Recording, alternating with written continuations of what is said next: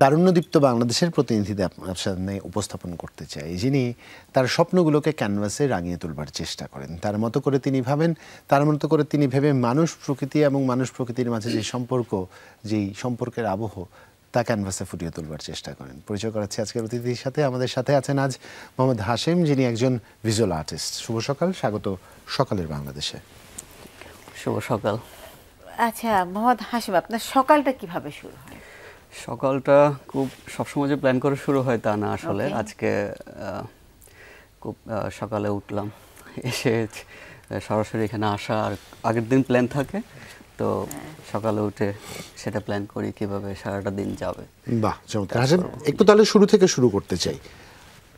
একজন visual artist হয়ে ওঠা, বা যদি খুব এভাবে বলি একজন চিত্রশিল্পী হয়ে ওঠার স্বপ্নটা প্রথম কবে থেকে দেখতে শুরু? খুব ছোটবেলা থেকে, যেটা বলবো আসলে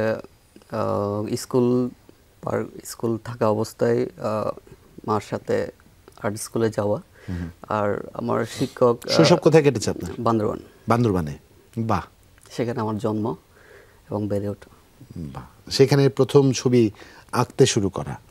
তারপর কখন মনে হলো যে চিত্রশিল্পী হব? ছবি আঁকছিলাম স্কুলে, আর্ট স্কুলে যাওয়া, তারপরে হচ্ছে এভাবে আমার শিক্ষক শিল্পী মমংস, উনি এখন আছেন চীনা ইউনিয়ন আর্ট ইউনিভার্সিটিতে আছেন আর কি। তো পিএইচডি নিয়ে আমার প্রদর্শনীতে এসেছেন, এটা আমার খুব সৌভাগ্যের ব্যাপার আর কি। তো ওনার হাত ধরে আসা, তারপরে চারুকলায় ভর্তি হওয়া। তো দুই ধরনের স্টুডেন্ট থাকতো, যারা হচ্ছে এক ধরনের স্টুডেন্ট থাকতো যারা হচ্ছে আপনার শুধু সিলেবাস শেষ করবে স্কুলের, আর ধরনের স্টুডেন্ট যারা দাদা লক্ষ্য করতো আর কি, যে এরা চারুকলায় পড়বে এবং এদের শিল্পী হতে হবে, এরকম একটা টেন্ডেন্সি আমাদের মাথায় সবসময় দিয়ে রাখতো। এই অনুপ্রেরণা অনেক পরিবার, আমার বন্ধু যারা আমার সাথে ছোটবেলা থেকে বড় হওয়া, আবার ট্রাইবালদের সাথে আমার একসাথে বড় হওয়া, সেখানে অনেক ধর্ম সম্প্রদায়ের বন্ধু একসাথে আমরা বড় হয়েছি। এটাতে মজা যে ওই স্কুলের অনেকগুলো বন্ধু আমরা চারুকলায় পাইছি। আপনার শৈশবটা অনেক রঙিন, বর্ণিল বলতেই হবে। বর্ণিল, এবং আমি বলবো যে অনেকখানে ইনক্লুসিভ এবং diverse at the same time. এটা খুব ইম্পর্টেন্ট একটা ফ্যাক্টর। আমরা চিত্রশিল্পী জানতাম, আসলে এখন তো হয় না, মানে প্রতিটা ধরন আসলে বদলাচ্ছে। আমরা আগে বলতাম যে হয় না আঁকে চিত্রশিল্পী, এখন আমরা বলি ভিজুয়াল আর্টিস্ট। ভিজুয়াল আর্টিস্ট বলতে এক্স্যাক্টলি আমরা কি মিন করি? আসলে ভিজুয়াল বিষয়টা তো আসলে আমরা কাল্পনিক যে বিষয়টা বুঝি আসলে।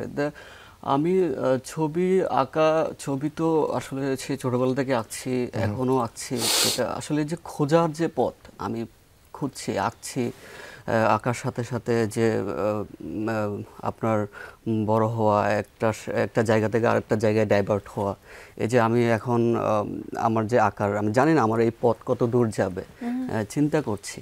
এই যে চিন্তার জায়গাটা আসলে এটা আমার কাছে মনে হয় এই যে ভিজুয়াল একটা ইমপ্রেশন, এটা কাজের মধ্যে চলে আসে আর কি।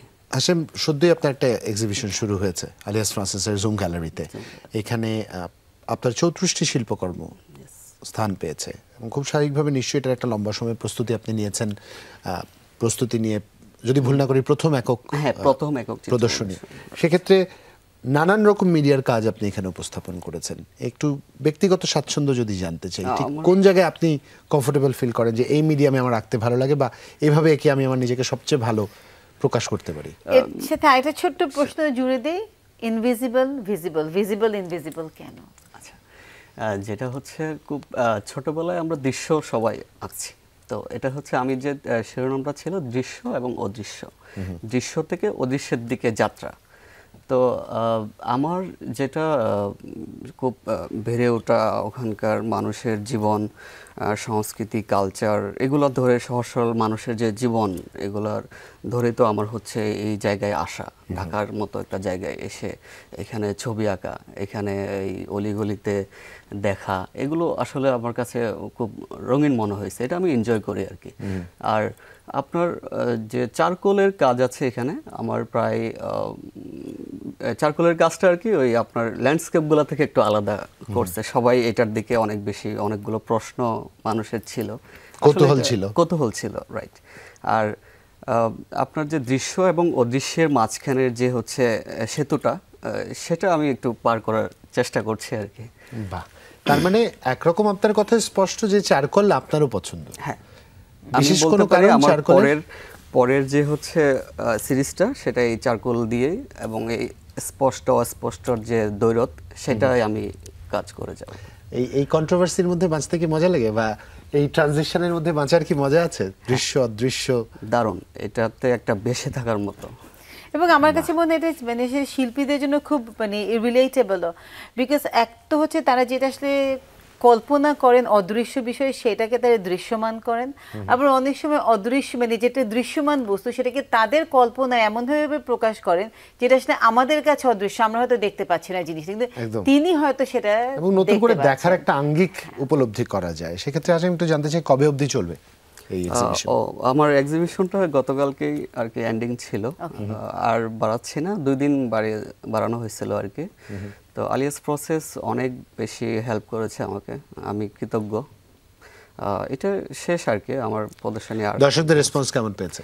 দারুণ, আমি অনেক চিন্তাই করি নাই। প্রথম সোলো এটা হচ্ছে, যেহেতু একটা উদ্বেগ কাজ করে, আনন্দ ভয় সবকিছু মিলিয়ে মনে করেন এত সাড়া পেয়েছে। আমার বন্ধু ভাই, সহশিল্পী, শিক্ষক সবাই আমাকে অনেক বেশি সাপোর্ট করছে। বিষয়বস্তু কিভাবে নির্ধারণ করেছিলেন? এটা আসলে বলে তো আসে না, আমি তো কাজ করে যাচ্ছিলাম, খুঁজছিলাম অ্যাকচুয়ালি কি করব, কি বলবো। এটা একটা চ্যালেঞ্জ ছিল বলা যায়। তো ভাষাটা এটা আমার কাজের মধ্যে হয়ে গেছে, এটা আমি ফিল করছি আর কি। মানে কোনো কিছু সেট করা না যে এই ধরনের হয় না পেইন্টিং করব, এই কাজ ধরনের করে আসছিলাম ছোটবেলা থেকে। আমি দৃশ্যর যে একটা টান আমি খুব লাইক করি। আমার যে কালারগুলোর যে একটা অন্যরকম মাত্রায় নিয়ে যাওয়া আমার মতো করে, সেটা এই জায়গায় আমি আসলে এবার একটু কনফিউজড এই জন্য, কারণ হাশেম আপনার শৈশবে যদি যাই, আপনার বেড়ে ওঠার প্রচণ্ড বর্ণিল, রঙিন, কালারফুল। আপনি ঈদ যেমন দেখেছেন, পূজা তেমন দেখেছেন, প্রবারণা পূর্ণিমার উদযাপন দেখেছেন। আপনার সংস্কৃতির যে ভিত, আমাদের যে কারো সংস্কৃতির ভিতের যে অনেক বেশি শক্ত, কারণ আপনি একদম মাটির কাছে থাকা মানুষগুলোর কাছ থেকে শিখেছেন।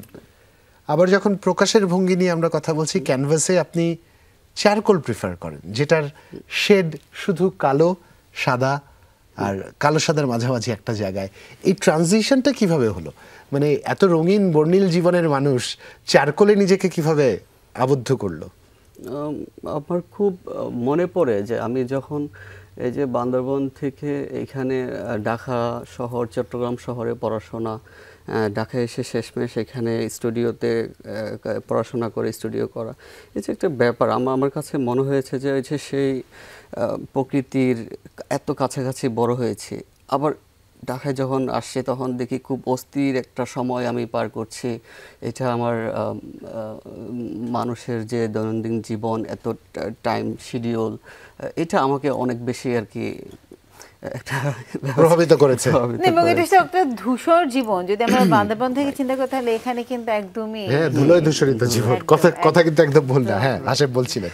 তারপর আপনার এই যে এত অস্থির টাইম, আমাদের মিনিমাল সময়, অস্থিরতা, সবসময় একটা সিচুয়েশনের মধ্যে আমাদের কেমন জানি বড় হওয়া আর কি।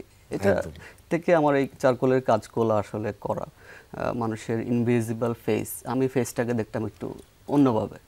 সেখানে যখন মনে হলো কোন মিডিয়াতে কাজ করব, তখন চারকোলটা আমার কাছে দারুণ একটা মনে হয়েছে। একটু এক্সপেরিমেন্ট করা চারকোলের সাথে, অ্যাক্রিলিক দিয়ে এক্সপেরিমেন্ট করে সেটার ফেসগুলো আমার মতো করে হচ্ছে করা আর কি। বাহ, চমৎকার। এই গল্প আপনার কাছ থেকে আরেকটু শুনতে চাই, তবে একটা বিরতিতে যাওয়ার আমাদের সময় হয়েছে। দর্শক, চমৎকার রঙিন জীবন থেকে আসা সাদা কালোর মাঝে নিজেকে খুঁজে ফেরা একটা মানুষের গল্প আপনাদের সাথে আরেকটু শেয়ার করতে চাই। ছোট্ট একটা বিরতি থেকে যখন ফিরছি তখন এখনই সাথেই থাকুন।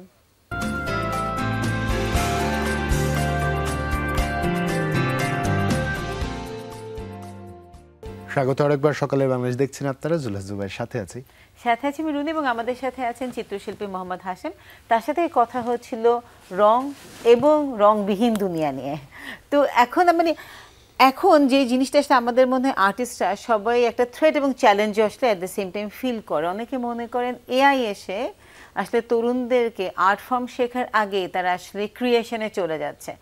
আপনার কাছে কি এটা কোনো থ্রেট বা চ্যালেঞ্জ নাকি অপরচুনিটিস, কি মনে হয়?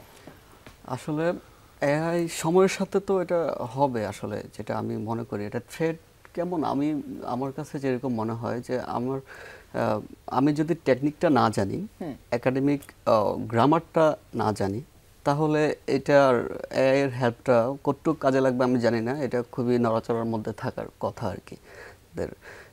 আর হচ্ছে এত সময়টা তো এমন হয়েছে যে হচ্ছে এআইতে আপনার সব যে করতে পারবো, আমার কাছে মনে হয় আর কি এআই দিয়ে সব কাজ হয় না আসলে।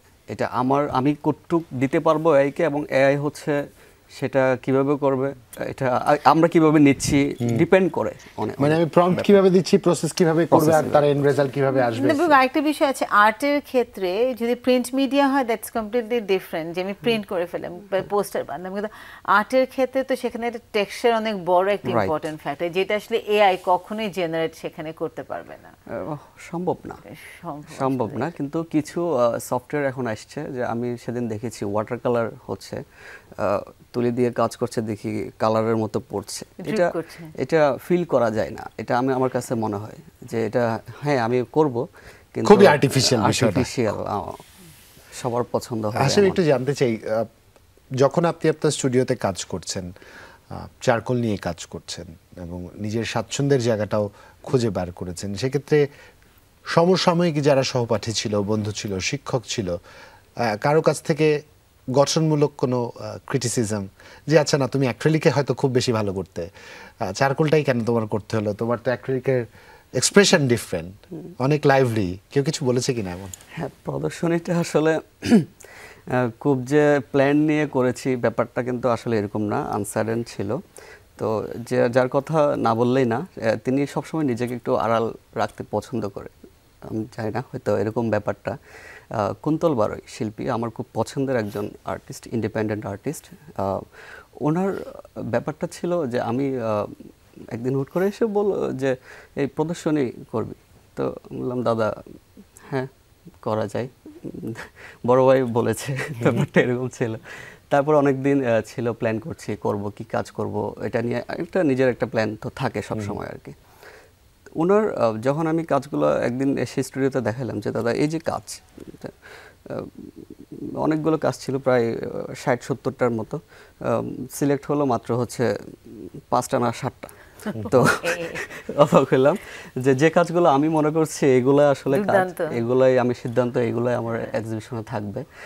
ওনার এসে হ্যাঁ ভালো, আরো একটু কাজ দেখি আরো কি কি কাজ আছে। তারপর আমি আমার মতো করে সপ্তাহ 2 সপ্তাহ 3 সপ্তাহ আবার কাজ করলাম। চারকোলটা কেমন জানি কালার করতে করতে কালার তো অনেক কাজ হয়ে গেছে, এবার মনে হয় একটু চারকোলটা এক্সপেরিমেন্ট করি। তখন সেই পোর্ট্রেট প্রায় অনেক পোর্ট্রেট, মনে করেন যে 30-40টা 50টার মতো পোর্ট্রেট করেছি।